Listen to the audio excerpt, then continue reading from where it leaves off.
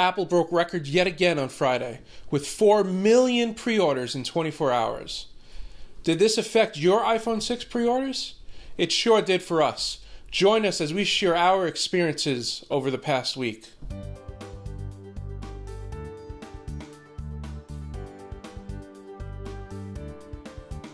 Welcome to Life with Tech, where we help you take back control of your tech. My name's Thomas, and let's dive right in pre-midnight Friday. So, like everyone else, about 15-20 minutes before midnight, we're all hitting the Apple Store over here, store.apple.com. The problem is that the Apple Store itself was down. Unlike the other years, the past years there's been issues here and there, but the store itself was totally down. So no pre-orders were happening here. Along with the Apple Store on iPads and iPhones, the actual iOS apps. In the past years, we used to try to get around it by using that app. If the website was down, we were still able to get through there. Unfortunately, we still were not able to. After a little while, some people got a few things in, and my conclusion was that it was an AT&T issue. It seems like whenever I got through with AT&T, there was a problem with their whole eligibility. So people who were making maybe new orders or didn't have existing AT&T accounts weren't having that problem going through AT&T site. They still were not able to do it through the Apple website. The ISO store did come up first.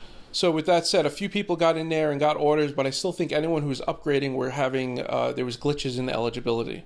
The Apple Store itself website did not come up until about 2:45 a.m.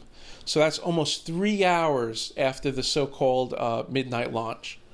With that said, people on Verizon, I had people that got on Verizon at like 12:05 a.m. and they were able in and out in 5 minutes. They had no issues whatsoever. So again, I think this was due to AT&T, something with their systems. I waited about almost an hour, 50 minutes, before I decided it was taking too long with the Apple site. And then I did go to the AT&T site and pre-order through the AT&T site. It didn't end there. I got an email confirmation. At that time, it said shipping 14 to 21 days. And I thought I was done. I purchased one iPhone 6 Plus, 64 gig in black, and I purchased another one in gold. And they both went in fine. I could not purchase them together. I couldn't add them to the cart, so I had to make two separate orders for them, which was a pain, because then you're worrying about if the other one's going to get through or delayed or whatnot.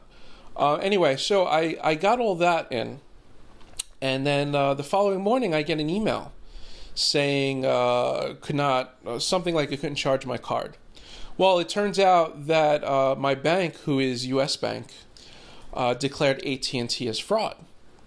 So after taking care of that, I got back on the phone with AT&T, and again I waited about an hour and a half on hold to get someone, and on top of that, they kept having messages, not the typical the phones are busy messages, but their message was something like, due to technical difficulties, please call back later. And that's kind of the last thing you want to hear when you're having an issue with an order and something that's time sensitive like this. You don't want to hear that. That being said, I was hoping this wasn't going to push my date back. Orders were already getting pushed back a couple of weeks to the end of October, November. That being said, I got back in there. Everything looked fine. They like it, just give it some time to go through. And that was fine. My dates still looked good. They were, going to auto do it again. That being said, the following morning again, I wake up to another text message saying, could not charge my card. So again, I called my bank, U.S. Bank again, asked them what's going on. Well, it turns out that my my bank declared at&t fraud for a second time, and this is after I talked to them the first time. U.S. Bank was not. They said there's not much they could do. The fraud stuff is automatic and through the computers. After talking to a few other people that I know and a few other people in my social networks, it seems like a lot of people were coming up as fraud on these purchases. So a lot of people are having the same exact problem. So after this, I waited online on hold for another hour and a half. The phone seemed to be a little better. They didn't have technical difficulty messages. So it was pretty straightforward. I did get on the phone with them. I'm like, what's going on? I got a very, very nice, helpful lady this time. Again, they're getting slammed with all these phone calls, all these pre-orders. I'm sure they have everybody working. So you have a mixed bag of experienced people versus new hires. You have everyone working. So it does help maybe, to ask for a manager or something. That being said, I got her on the phone. She's like, okay, let's go ahead and push this stuff through. So we go ahead and push one through, which, again, they were having issues with their own system and how they needed to do everything. So they got one order pushed through. They went ahead and started pushing the second order through, and they had issues with the second order. The second order was coming up as delinquent funds in there. Now, I had over $1,000 in the account. There should be no reason for insufficient funds. So with her on the phone, I went ahead and called my U.S. Bank also. So U.S. Bank was saying that there was one order that went through, and then one order that actually they said both orders went through. But on the at&t computers, they could only see one order that went through and one order that wasn't yet. So after some back and forth, I was like, well, could we just cancel one order and reorder it again? This way it goes through. This way I don't lose my spot in line. So after finding out that neither one of them could make a phone call outside, the bank requires that they talk to the seller, the person who's actually selling the device. So after going back and forth, neither one of them can make an outside call. So I managed to put both of them on speakerphone to talk to each other. And the short of it was they couldn't do anything about that because the bank actually needs an authorization code in order to cancel it. And since the order didn't fully go through in the at&t systems, they had no activation code. So the short version of it is I had to change my credit card on that order, use a different credit card to place the order, which I did, and that did finally go through. However, now I have to go dispute this other charge, which was $479, and I won't see that money at least for another week. Again, this is tying up more money, more time, everything. So that being said, I talked to a manager. They guaranteed me that my time did not waver. I still have a 14 days to 21 day ship time. Okay, and the way they told me is the 14 days starts from when you place the order. So my original order was made on the 12th. So 14 days from the 12th is the soonest you would get it. I also asked the manager some other questions, like are they waiting to get the iPhones from Apple and then they ship, or do they already have them? So she said most of the orders that are like in November will be the next batch that they're getting from Apple. But since mine's 14 to 21 days, those phones are actually sitting in at&t's warehouse. So all that has to do is basically pack them and ship them. So with that said, the 14 to 21 days is supposed to be business days, but the manager also told me that the warehouse most likely will be working through the weekends for a little bit to get all these orders out. So even though they can't ship on the weekend, at least they're being packed and being readied and all that to alleviate some time. So I'll make some mental note here. I'll give some credit where credit is due. The lady I talked to with AT&T, her name was Jamie. She was very, very helpful. Probably the nicest person I've dealt with AT&T in years. The manager I spoke with was I believe was Martha. She was a floor manager. She was also very helpful and was called into all this stuff. The U.S. Bank person I talked to, her name was Jasmine. She was very helpful. She stayed on the line with me. She gave me all the options that we had. So that being said, we roll over to the next day, and lo and behold, I wake up to another email. My stuff has shipped. So I checked the AT&T status page.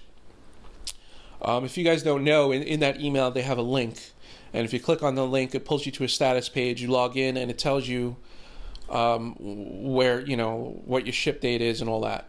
Now, to my surprise, two things were different in this email, and I didn't understand where we're going with all this. Okay, my ship date changed, and my order date changed. So my order date, I ordered on the 12th, right? That's when I purchased my order. It was showing the 15th for me, and my ship date was backed into November. It was something like November 11th through the 28th, something around there. Yeah, at this point, I'm kind of furious. I really just want to cancel the order and go to Verizon. Looking at Verizon's side, they were like, if you pre-ordered right now, you'll have it by September 28th. So I did not understand this whatsoever. So I went ahead and I called AT&T again. Again, waited another hour to get someone. Finally got someone. I believe this girl was new. She didn't know that much.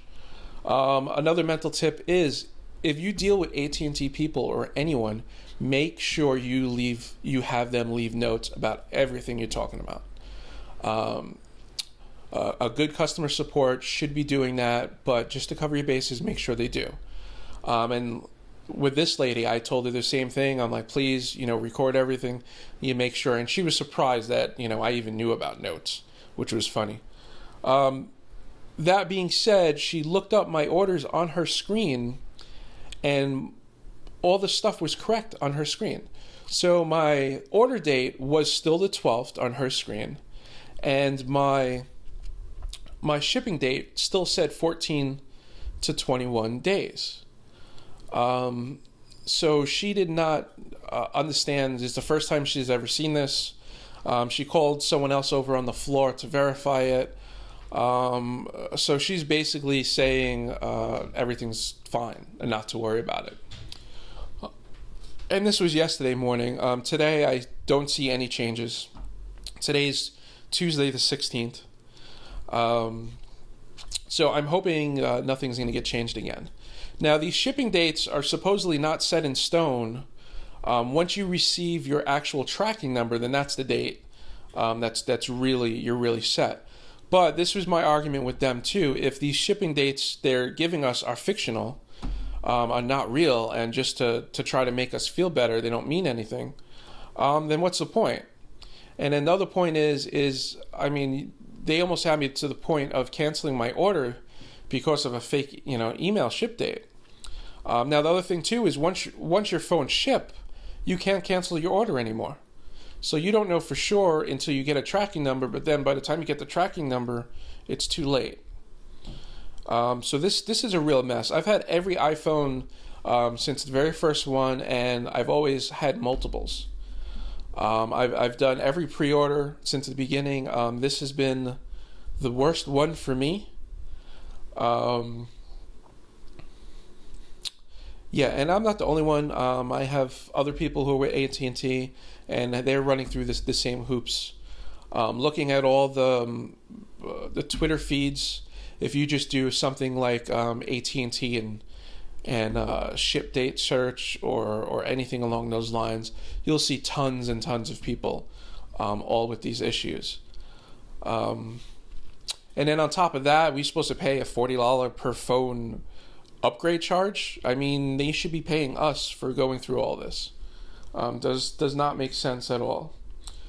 With that said, what was your guys' experiences with this pre-order? Did they go smoothly for you? Did you get in and out? Are you still dealing stuff like we are? Are you actually one of the lucky few that will have them on the 19th? Did you get confirmation that you will have it on the 19th? I still feel like I'm in limbo and don't know what's going on. When we do get the phones, we will be doing reviews. We will be back at showing it. However, we don't know if that's going to be the 19th or the week following. With that said, thank you for joining us, and please leave some comments below. Let us know how everything went for you guys. All right, till next time, take care.